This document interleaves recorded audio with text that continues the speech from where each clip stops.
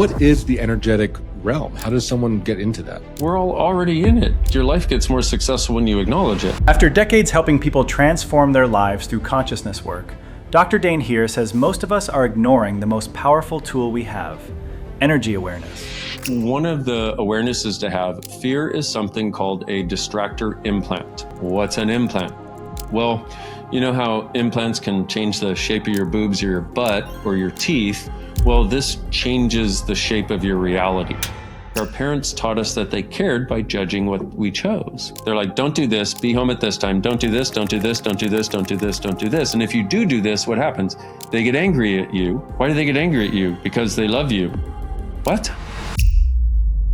We're basically doing the same thing with most of the people in our lives without even realizing it. A lie always makes you heavier. If you expand that, you realize that everything in our life that isn't working, it doesn't have a sense of lightness to it, which means the reason it's not working is not because we're doing the wrong thing. It's because the thing that we're doing isn't right for us. It isn't actually true for us. And we all have that energetic awareness if we allow ourselves to tap into it. If it's light, it's right for you. In this conversation, Dr. Dain shares a radically different take on masculinity, intuition, and the hidden energetic language that shapes our lives. Here's the real thing that tapping into energetic awareness gives you. It gives you fucking superpowers. How do you unlock that in people? Number one, it requires a willing participant. Number two, letting people know that.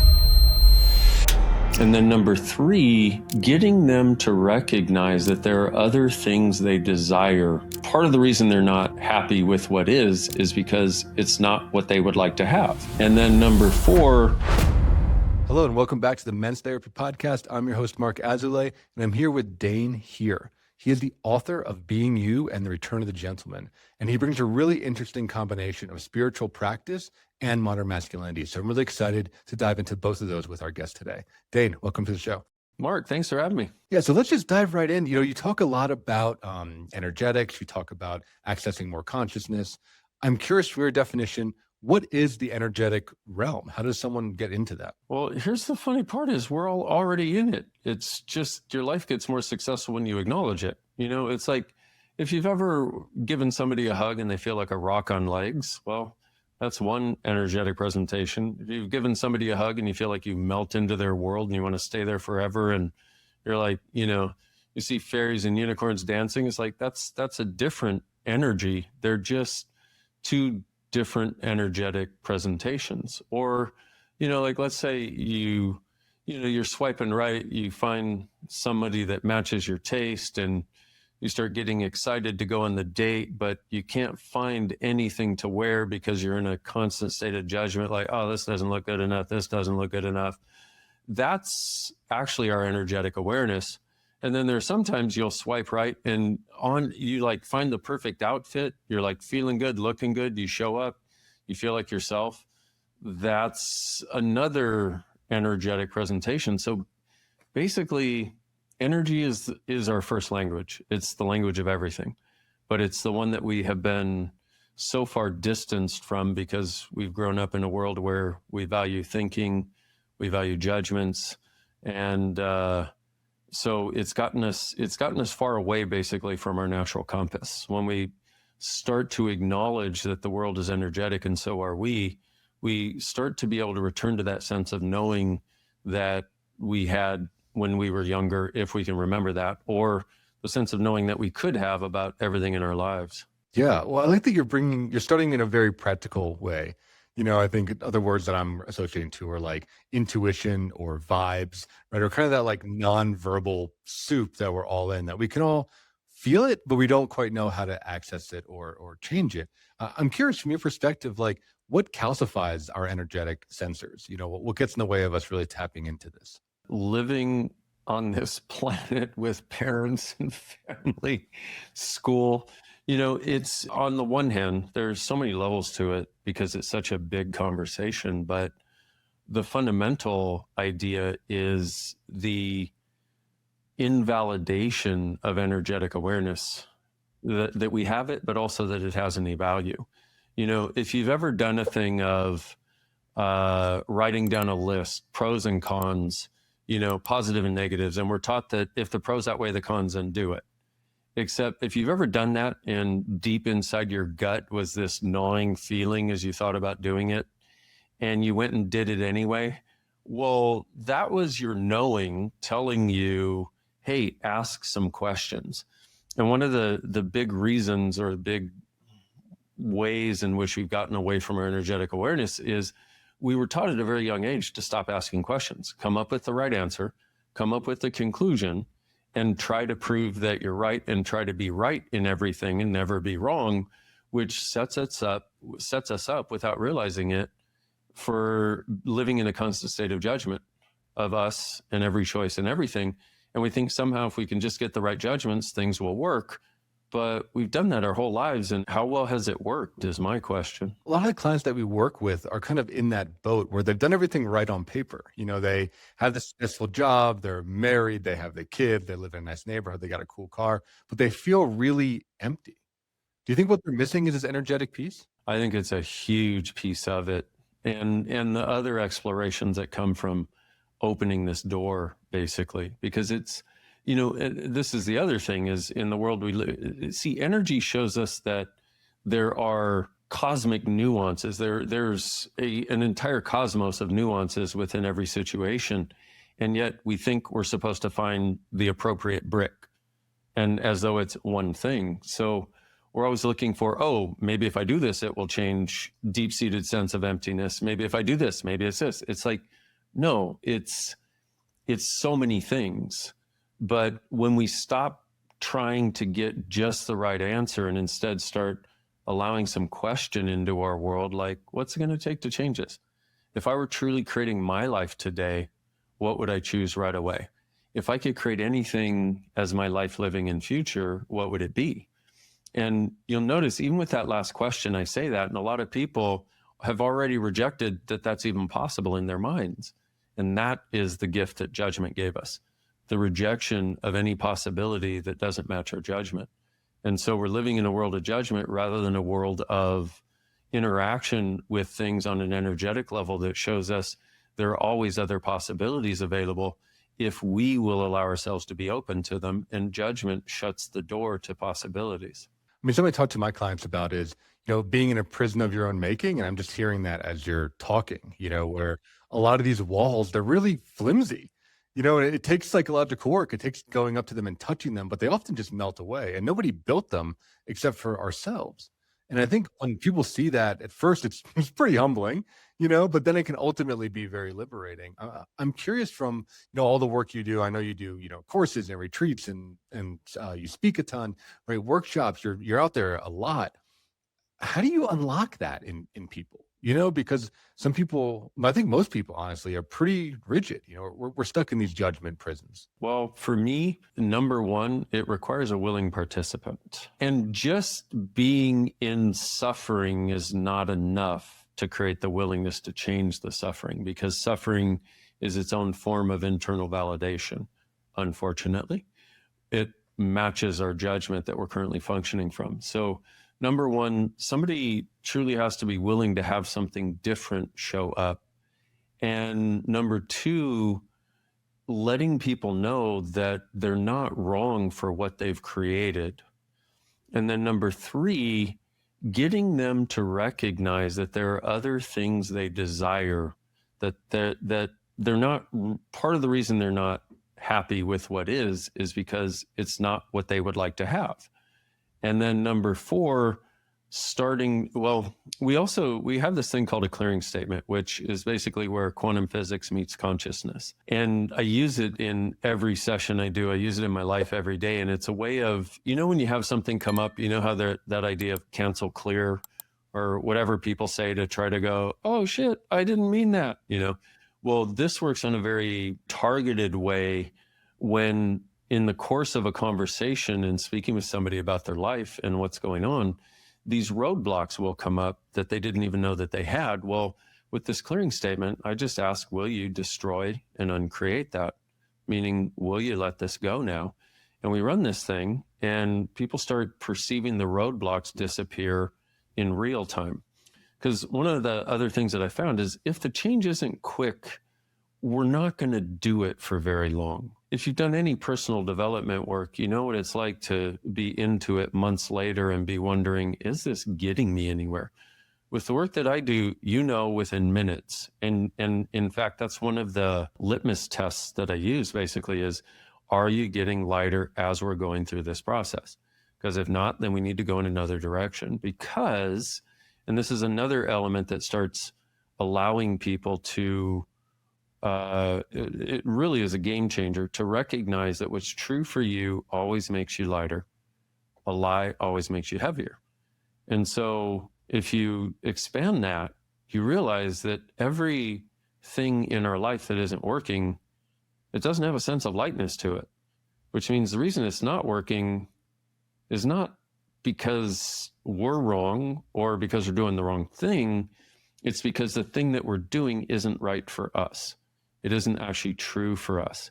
And we all have that energetic awareness if we allow ourselves to tap into it. I'm curious on that. Like, is there a place for discipline? Like a place for kind of forcing yourself to do something that you don't want to do? There's a place for doing the work, absolutely. This is a totally different perspective that presenting to people, which is about following our energetic awareness, which is something we all have, even if we don't want to know we have it.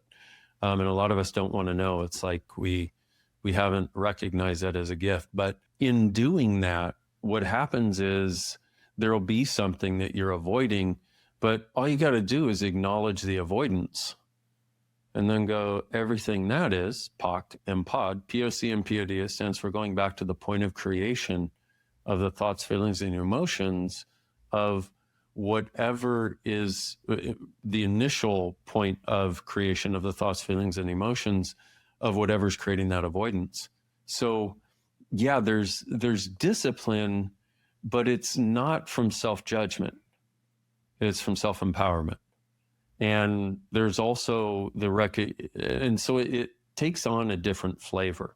It's like, and you know, there are a lot of people, like I will talk to them about this idea that our lives could be a lot more ease. And that's what this really is about, is living your life from more ease, more joy, more exuberant expression and abundance of everything. And, you know, and I will say that to them and they go, well, you know, I'm not sure if that's possible for me because, and I'm like, I know we all have a story like that. We all have probably a lot of stories like that, but you start to recognize that this following the lightness starts to create a place where you start to realize there actually is indeed lightness, even in the areas that we didn't realize it could exist. Yeah. So I'm hearing is that it kind of creates an internal compass that you can then follow, right? If something feels more light, more joyous, more fun, I guess playful, right? All those kind of higher frequency emotions, like move towards that. Exactly. If it's light, it's right for you. May not be right for the person sitting next to you, but it's right for you. But that's also, people think then, and here's the trap of judgment. People will hear that and they'll think, well, then I'm just going to do anything I want to do. And it's like, I didn't say do anything you want to do. I said, do what's light, which also then within the whole construct of it creates a sense of personal discipline, because it's not, oh, I just get to do what I want because that's my new story. It's, I'm going to do what's lighter, and I'm going to also be an adult of consciousness. You know, I'm going to put on my big man pants, and I'm going to recognize that if I choose something in my life and it turns out a particular way, it was my choice, nobody else's. Nobody made me do it. I can't blame anybody else. And nor do I want the out that blaming somebody else gives me. I'd rather be fully present, creating my life as I would like it. And now let's see what's possible. Yeah. I mean, that right there, when I talk to my, the guys I work with, that's how I define being a man, is taking responsibility for your life, you know, as compared to a boy. Right. And I think so many guys, you know, boys in adult bodies are stuck in these two poles, as everything is in our, you know, society, polarized, right? I see a lot of nice guys, right? Like they are kind of victims, right? Don't take responsibility for anything, or always in that kind of power down position, or assholes, right? That are always in the power up position and are still victims in their own way, right? Still everyone else is a dick and everyone's their enemy, right? But I'm hearing you're advocating for that middle ground, which takes a lot of discernment, right? You know, it takes, like you said, being able to discern what's light for you, what's not light for you, what is effective, what's not effective, what is in your responsibility and what's out of your control. You know, I'm curious, yeah, if you can speak to that, maybe not how you get there, because it's like a long freaking process, right? But maybe how did you make that change, right? And what are some things you had to get rid of in order to be able to be more clear in the way of working? The biggest thing I had to get rid of personally was being a people pleaser while simultaneously being a control freak, which, you're like, what? Yeah, totally. And most people are doing exactly, well, not most people, but most people that are people pleasers are doing exactly that. They're trying to please people to try to control an outcome to create a pleasant result. The only person that's not involved in any choice that's made is that person. And so what I had to realize, and it's one of the things I cover in the book that I wrote called Return of the Gentleman, is that a true gentleman, it's like you said, you take responsibility for yourself. And within that is the awareness that there's not just doormat or asshole. There's the ability to be every flavor and color of the rainbow and every single spectrum that exists. And what that creates basically is a place where trying to make yourself a doormat, people pleaser to make other people happy is not the fullness of what's possible. And a lot of people that do that truly have a caring for others and a kindness in their world, and they're trying to avoid being the asshole that they knew previous in life, that was somebody who was an asshole to them or whatever. And the recognition is that you can be powerful and kind. You can fight for women's rights and be highly sexual and still love women. They're not mutually exclusive. See, the work that I do is called Access Consciousness, and we have a definition of consciousness, which is where everything exists and nothing is judged. And what I see limiting us is those parts that we judge, therefore we cut off our ability to access in that judgment. And now when we cut off that ability to access it and we're in judgment of it, let's say we got the people pleaser, because there are a lot of those. A lot of times they have a judgment of the energy of what they consider being an asshole or what they consider being domineering, gaslighting, whatever label they want to put on it. And so what happens is, let's say they're in a situation in a relationship where it's time for them to say what's true for them. They'll be like, no, I can't do this. Why? Because they're judging this entire part of the spectrum, especially as it relates to them. They shouldn't be this because that makes them a bad person. And so as their judgment comes out of that, they can start to see that there might be some value in being able to be that too. And really the place we want to get to is to be able to be everything when it will create the most. And unfortunately, in the world of judgment we've all grown up in, and the guys that are listening to your podcast and doing the work with you are guys that desire to go on a different journey. They desire to become fully actualized men, and which is such a beautiful thing. But it's such a beautiful thing, and it in a lot of their minds is probably, wow, I need to be kinder. I need to be honoring of other people over myself. No, this is about honoring you too, because if you're not included in it, it's never going to be sustainable. It's not going to create what you would like. Yeah, I mean, what I see is typically those nice guys. I think have you brought up women in dating, because that's a big reason people come to therapy, right, and do this work, is either a divorce, right, or they can't find a partner. I think for guys it's very black and white, and I see a lot of my generation and younger, millennials and Gen Z, we're really afraid or judgmental of being a predator. So I think for many of us, our sexuality is really shut down. We don't know how to flirt. We don't know how to talk to women. And when we're there, we're just in this people-pleasing mode. And then with the divorce dudes, Gen Xers, boomers even, it's the same kind of thing, but it's a different flavor, is that they've been silenced for really long. And oftentimes then it comes out sideways in like a big anger explosion or a drinking problem or an affair. So then they're kind of, a little bit used to have that paradox of they both feel like they're an asshole, that they did the bad thing, and they're also a doormat. Just the fact that you're giving voice to it, I'm so grateful, because just that one that one element of somebody gets me. Maybe I'm not as effed up as I think I am. Somebody has walked this. Okay, cool. All right. And just that allows a lot of us guys to breathe a sigh of relief. Because if you look at what's gone on in the world in the last several years, especially since the Me Too movement, this is such an interesting thing because, once again, I want to make a distinction also between the guys that are listening to this and the guys that would never listen to this. Okay, distinction there, okay, has to be made, because the guys that are listening to this are here, and when they saw what occurred that men were doing to women, we're equally as outraged as the women, if not more, because this is something that is being done in the name of men. No, these are not men. These are boys in big bodies who are gaslighting, abusive assholes. And see, when I was a kid, I was actually molested and abused in a sexual way by women, which is an interesting experience you don't hear about a lot of guys having.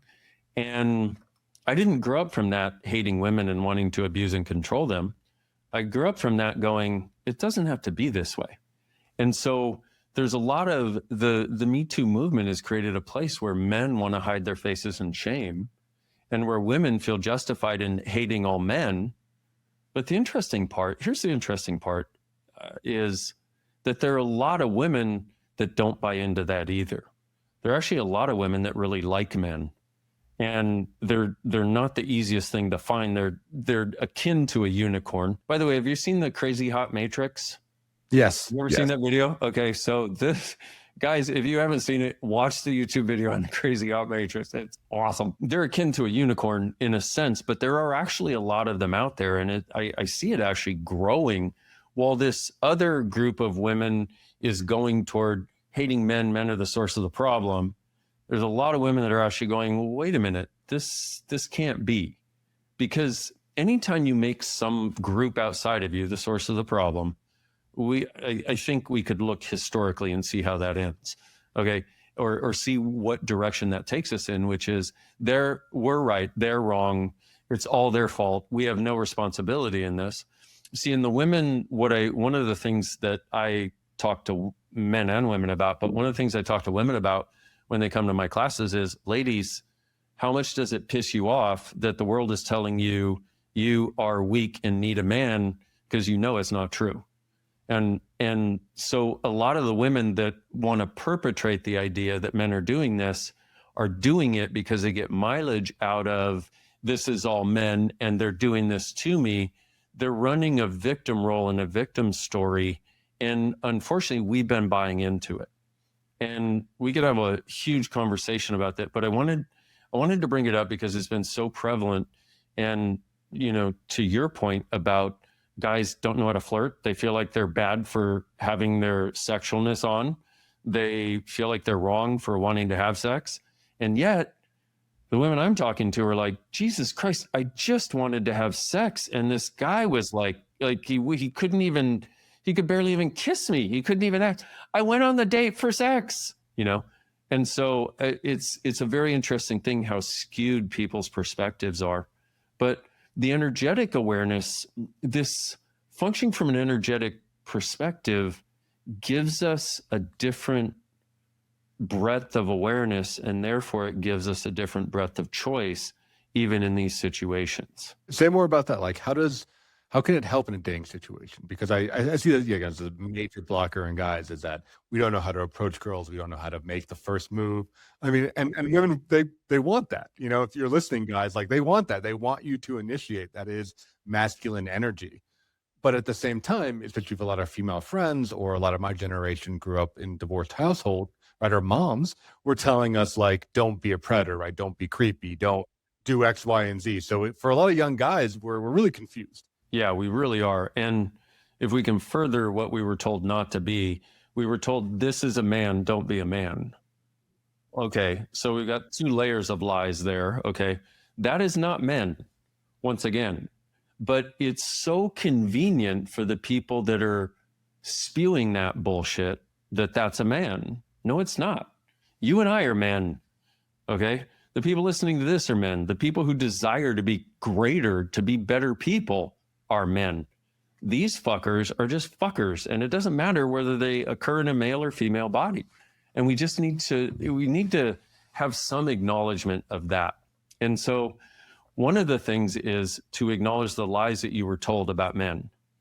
The lies you were told from your mom, the lies you were told from your dad, the lies you were told from your friends, the lies that you're still carrying with you to this day, no matter how old you are. And that's where, for me, I would use that clearing statement thing that I talked about. I'd go, everything that is destroy and uncreate it, pock and pot. Okay.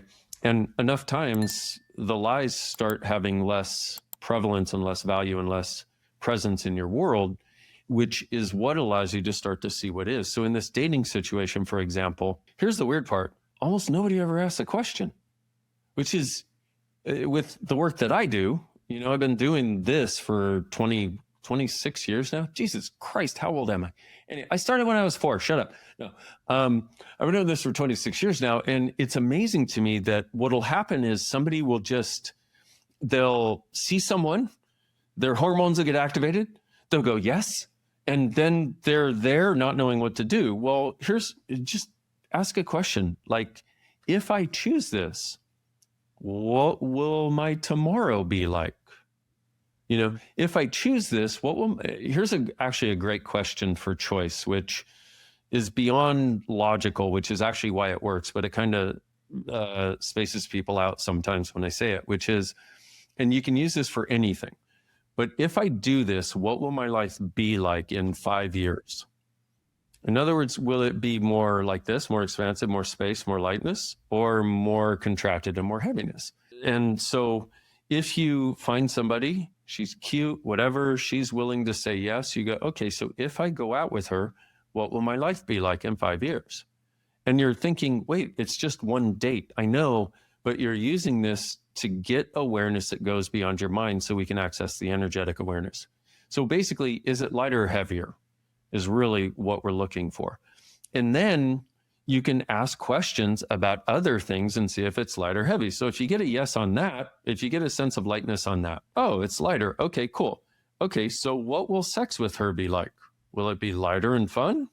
Or will it be like this? Here's the real thing that tapping into energetic awareness gives you. It gives you fucking superpowers, which is not actually an overstatement in this sense, because if you can be aware before you make a choice, then you have a lot more choice. But most of us act like we don't have this level of awareness. And I'm not saying it comes to you instantaneously. This is something we're going to have some discipline and do the work. You're going to have to see how this shows up for you, because you've been with blinders on, trying to do the right thing from a place of judgment your whole life. So to break that is going to take some work, but it is doable, and it's actually easier than you can imagine. So if we ask some questions like, okay, will the date be fun? Will she be fun to hang out with? You know, will sex be fun? Okay. And so you might be in a scenario where, okay, it's lighter to go. Will she be fun? Yes. Will she be fun to hang out with? Yes. Will sex with her be fun? No. Oh, okay. Well, maybe I'm going out. I'm going to meet a really cool person, but maybe she has a lot of stuff around sex. It's not going to be fun to be in the presence of or deal with. Okay, cool. At least and it's not to say that that is even a conclusion.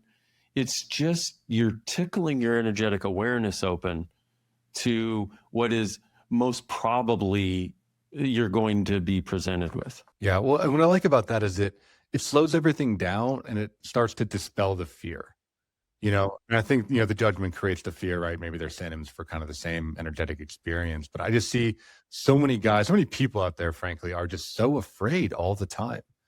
You know, even the biggest, toughest guy you can think of, right? The ex-Navy SEAL has fear, especially when it comes to some of this emotional stuff that I think we're talking about, you know, the relational realm. And I feel like the fear, it just wins so often. And, you know, like, yeah, modern culture, right? It's like, you don't have to go into too much, but it's like we're being fed fear all the time, you know? So I'm curious if you have other tools or strategies or clearing statements or whatever you got to help dispel some of that fear. Because some of the guys, when they walk in my office, they are just, you can feel it. It's just dripping from them, right? They don't really know who to be, what to do, what even to say, because they're just red stop signs everywhere. So let me say, I used to be that guy. before I found this work called Access Consciousness and started co-creating it. And here's the weird part. If you were in a class with me or whatever, I would know that we had enough time and enough space to dive in and go wherever we needed to go to make everything copacetic in somebody's world. In this format, with our time, et cetera, and so many subjects to cover, it's got a little bit of a thing where I'm like, yeah, I can. So I'm just going to tell you what I would do. And if I sound like the weirdest person on the planet, then that's fine too. I'm okay with that. By the way, the original meaning of weird was of spirit, fate, or destiny. So when somebody says you're weird, they're actually acknowledging you. Just say thank you. So one of the things that we found a long time ago in Access Consciousness, and I say we because we've got 10,000 facilitators around the world, and the guy that founded it is my business partner, and we work together all the time. I don't have a mouse in my pocket. I just have a lot of other people I co-create this stuff with. So one of the awarenesses to have, fear is something called a distractor implant.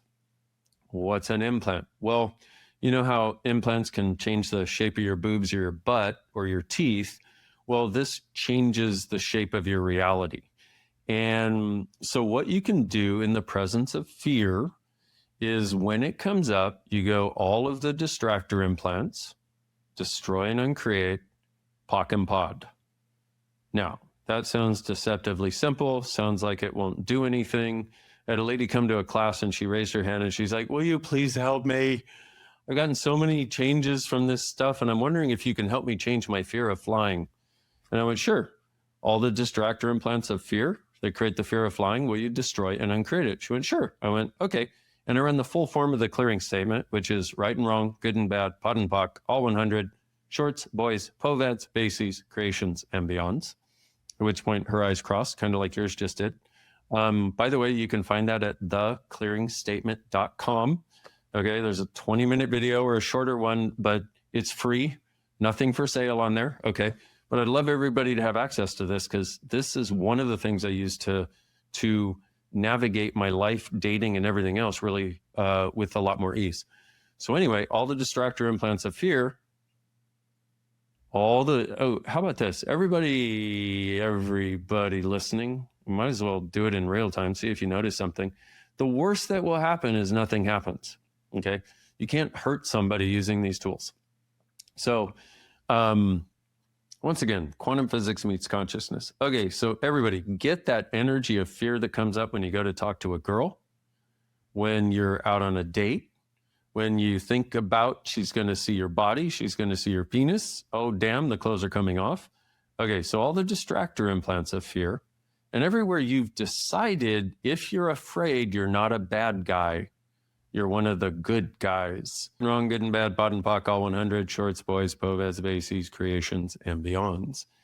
In fact, let's do this. Everything you've decided about what makes a good guy as somebody who is a doormat, and a bad guy is somebody who gets what he wants. Everywhere you decided and bought the idea that you are bad if you get what you want, and everywhere you bought the idea that you're bad because you're a man and a male body, will you destroy and uncreate all that, please? Right and wrong, good and bad, POD and POC, all 100, shorts, boys, poveds, bases, creations, and beyonds, and everything that doesn't allow you to start to recognize that there is a gift when you are a true gentleman, okay? And everything that doesn't allow you to just shrug off the lies that society is telling you, that your parents told you in their varied ways, and your family and your friends and all of your female friends growing up that put you in the friend zone because you were so nice and you really wanted to have sex, but you couldn't. And now you're really in doubt of everything about you and your sexuality and sexualness. Will you destroy and uncreate all that, please? Right and wrong, good and bad, POD and POC, all 100, shorts, boys, poveds, bases, creations, and beyonds. See, the truth is the gentlemen of the world have an immense amount of power to create change. But the ones that have been interested in it have put themselves in the doormat friend zone of life because they desire that, rather than recognizing that when they access their potency, their power, they truly are a force for more for all of us, or a source for more, I should say. It doesn't actually require the force. All it requires is their being there. That's great. You know, I wanted to go back to that, but I'm curious in like the clearing statement. What's the stuff after the all 100? Like what are Oh, those, all yeah. those other words? Yeah. Pod, You pod, remember the shorts. pox and the pods, right? But Yeah, what pod, else is in there? shorts, boys, povads, bases, Yeah, what creations, is and all that? beyond. Yeah. So it's all kinds of stuff. Basically, that clearing statement is short for about, I don't know, 8 pages of material. And like the povads are, within it are the points of view we're avoiding and the points of view we're defending. Because anytime you avoid, what we'll do is we'll avoid something and defend that or against it simultaneously, which keeps us stuck. And so it's like an energetic, what is that thing you like? Yeah, like a chisel tapping in, a little stone in your head. And so it starts to undo that. And then there's where we've made something meaningless when it isn't, that sticks us. Because one of the ways we try to deal with things is pretend that it has no meaning. It doesn't mean anything to me, except that's a coping mechanism. Instead, what we do is we undo it energetically, where you made it meaningless when it actually is. And then there's this other thing. Have you ever done any work where they told you you had to peel the layers of the onion, and you peel and you peel and you peel and you peel, and finally you're like, yay, I got through. And then 3 days later, the same friggin' thing is there right in your face. It's because it's actually not an onion. Energetically, it looks like an onion, but it's this thing called a nucleated sphere. And its job is to regenerate itself to keep you in the same place. And we clear that with the clearing statement also.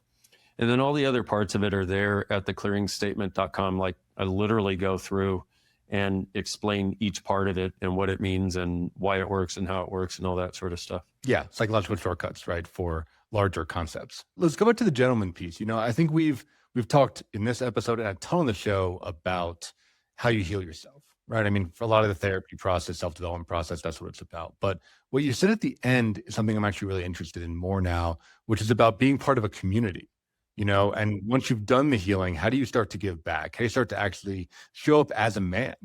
Because healing yourself is huge and is a great thing, but the next step is, trickling that energy outwards. So I'm wondering if you could speak on that a bit. Well, no, here's the interesting part about it is we're each wired differently. So for someone, it might be becoming part of an actual physical community. There are so many activities we can get involved in where we can meet other men. But what it really boils down to is as you clear this within you, you emanate a difference in the world. And it's not even like you're trying. It's not like you're like, hey, I cleared a lot of stuff. Look at me. It's like, in fact, it's the opposite of that. You're like, hi.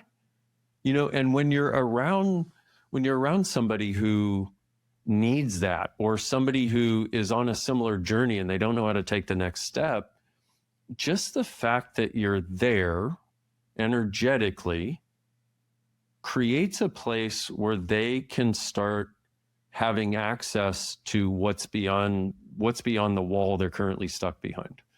And it can sound too simple. It can sound cheesy to people. It can sound totally irrelevant to people, because especially as men, we think our value is in the work that we can put out and the doing that we can do, as though everything requires doing.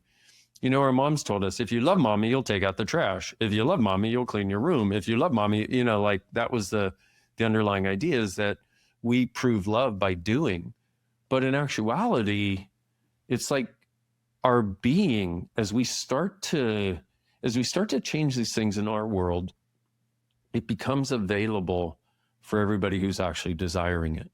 And so, it can be as simple as them listening to your podcast and getting the freedom that they can, doing the work, but what they do is they become something different in every group they're a part of.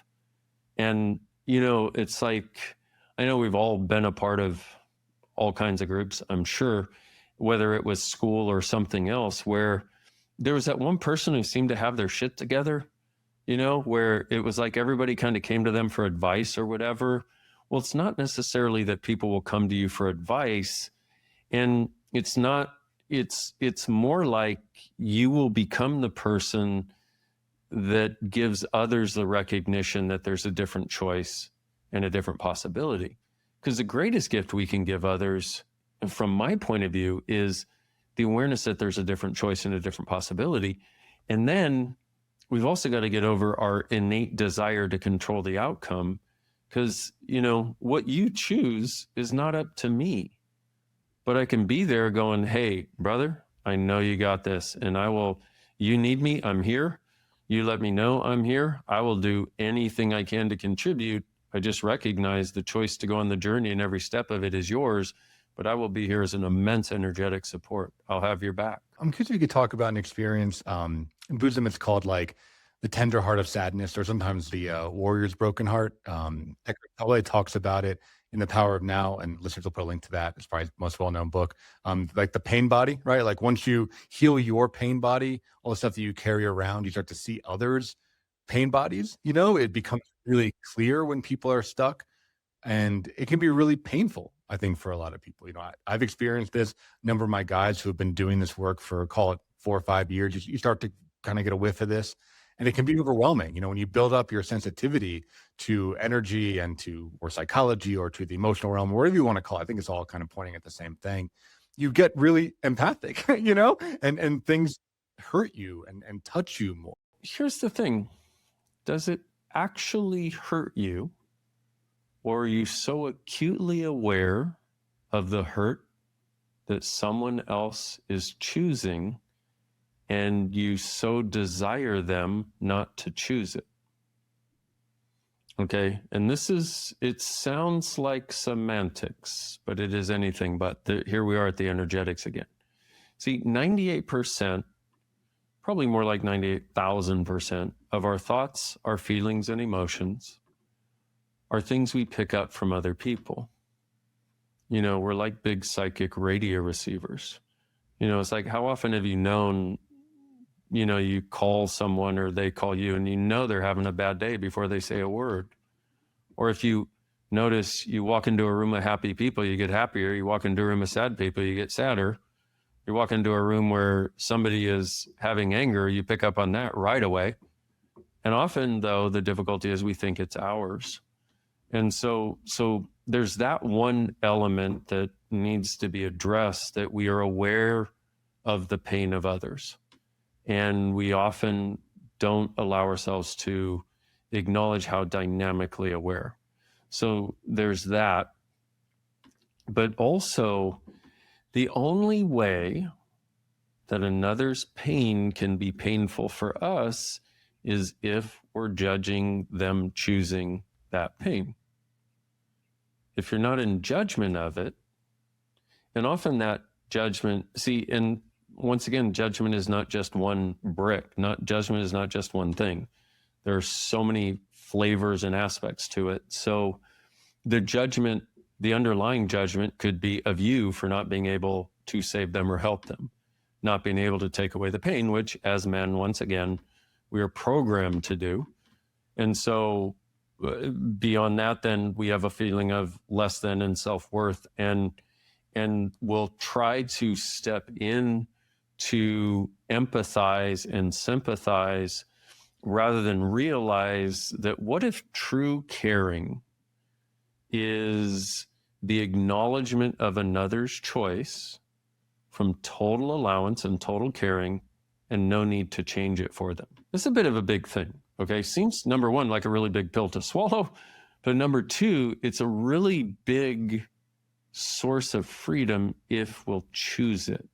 Because we have the idea that if we're really caring, then we will have a judgment about what they choose, which is the opposite of what caring should be.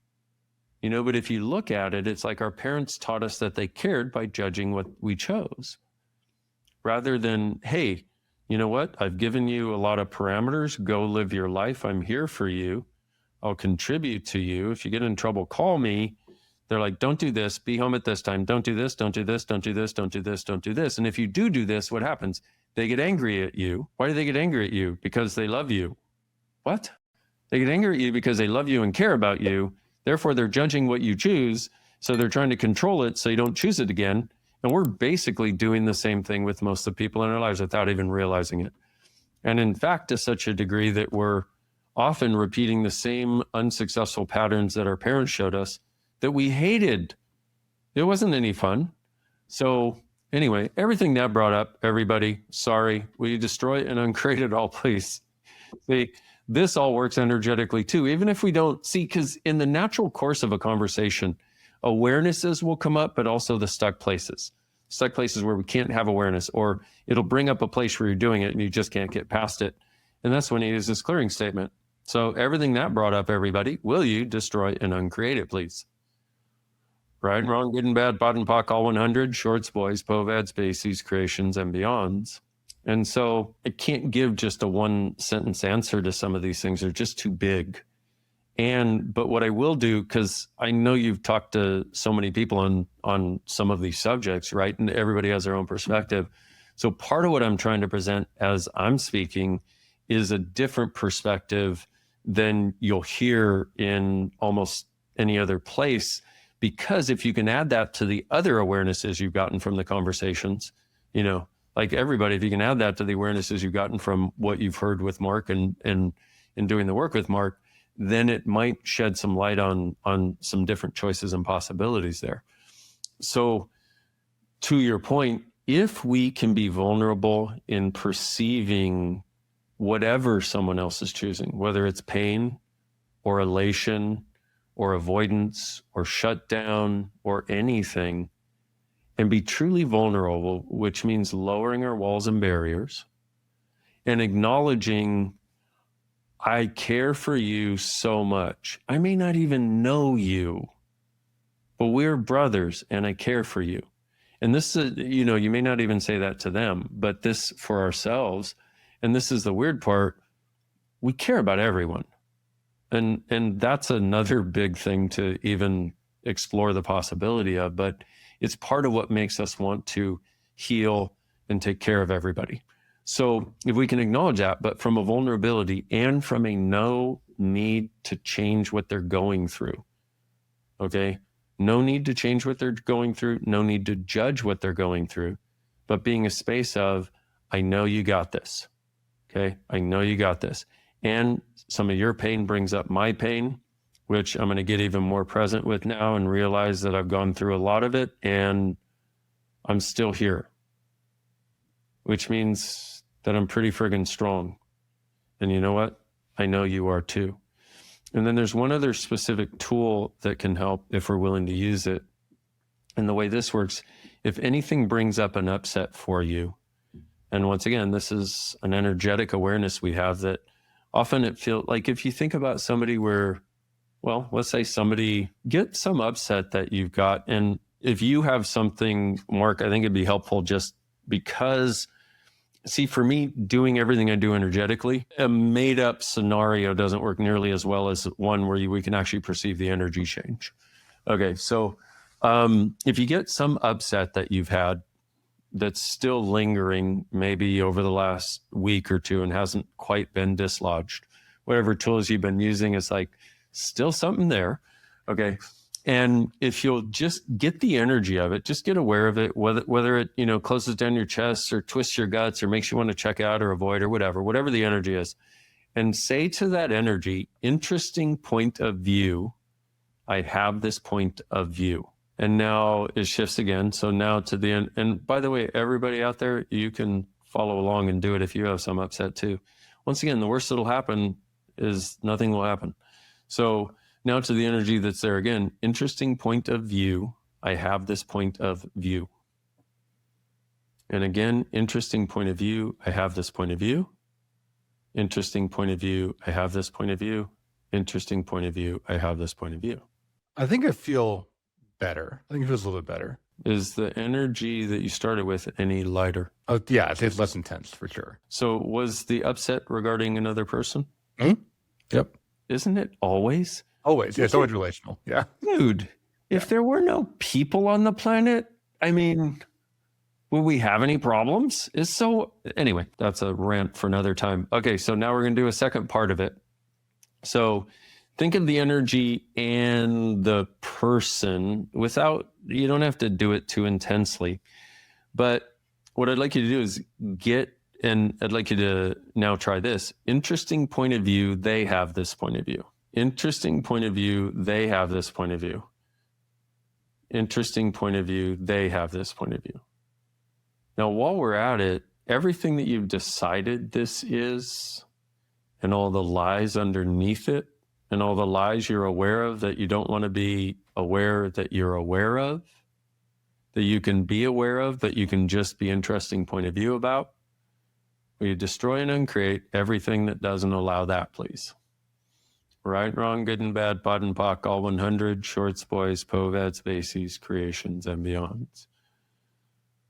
Okay, so once again, there's no right answer. Does that feel any different than after we did the last one? I would say it feels about the same. I'm curious, like, is the point of view thing like tapping into that subjective? If there's a conflict, it's like, trying to figure out. Yeah, it's actually going beyond. It's going beyond the conflict. We've also got to be willing to make the choice, because one of the things that sticks us more than anything else is where we want to be right. We want them to know how wrong they are, or we want to be wrong so we're not wrong. We tend to, I want to be wrong so I can prove I'm not wrong. I'm not a bad person. I'm not wrong. So the third part is this. You get the energy that's there, whatever it is still left, and you go, interesting point of view. I have this point of view, that they have this point of view. Interesting point of view. I have this point of view, that they have this point of view. Interesting point of view. I have this point of view, that they have this point of view. Interesting point of view. I have this point of view, that they have this point of view. So how's that? Better, worse, or the same? There's no right answer. Yeah, I think it's better. I think it diffuses stuff. It doesn't feel it. Exactly. Yeah. Exactly. And the thing is, when the diffusion of it, what it creates over time is an unraveling of it. And so in the moment, you get a sense of, okay, and if we look at it, and this is also not to say, oh, this will always change it all or whatever, but in diffusing it, we can then use whatever other tools we have available to now melt it, or it's actually got a lot more capacity of melting on its own over time, because what we've taken out is we've taken out our positive and negative polarity about it, our alignment and agreement, our resistance and reaction, which is what's required to create anything that's solid. Yeah, that's helpful, because I can see that it helps like decouple ego, or helps make it less serious or rigid. If you're like seeing all that there's different points of view, that it gives an opportunity for you to be mistaken or to have an assumption, and vice versa, and then hopefully to open up the opportunity for a conversation, right? Somewhere you can actually try to resolve a conflict and be willing to negotiate or willing to understand the other person. I think when it gets too rigid and you're coming with a story of, like you said, I'm right or I'm wrong or whatever it is, no conversation is going to do anything. You can't actually resolve that, right? It's just it's frozen. And to your question about when you notice the pain that someone else is experiencing, this thing of interesting point of view, I have this point of view, interesting point of view, they have this point of view, interesting point of view, I have this point of view, that they have this point of view. It can be a way of us having more ease, and also staying in that space of vulnerability that actually is what allows us to be a contribution. Yeah, and not being so locked up. Well, Dain, we're moving towards the end of our episode here. I'm curious, if people are really inspired by this conversation, what can they do right away? Whether it's another activity, or you mentioned the video on your website, but things that people can check out if they want more. Okay, so you can go to my website, which is drdainheer.com, and there's a lot of free gifts. There's also at beingyoubook.com, there's a 55-minute free audio that I would be surprised if you could listen to it and not have more lightness. And once again, it's free. Okay, it's the beginning of the Being You Changing the World audiobook that we talked about. But also, I've got hundreds of videos on YouTube that are all tools, all my gift to you, that are, please make use of it. Go to the clearing. I know I'm giving you so many. Welcome to ADHD meets OCD meets a tiny bit of autism. Also, go to theclearingstatement.com, please, if any of this spoke to you. Also, you may think I'm the weirdest mother that you've ever heard and you don't want to hear from any of it. No problem. Good. At least you got to hear something and acknowledge your choice. That is all I care about. I don't care what you choose. I just want you to know you have choice. But if you go to theclearingstatement.com, please listen to that, check it out, and start instituting it in your life. And let me know what happens. We'll have all that stuff in the show notes. Listeners, if you want to go check that out, try it out. I think with a lot of this stuff, Dain, what you said is really true. It's like, it can't hurt you, right? If it doesn't resonate with you, it doesn't resonate, but at least you gave it a try.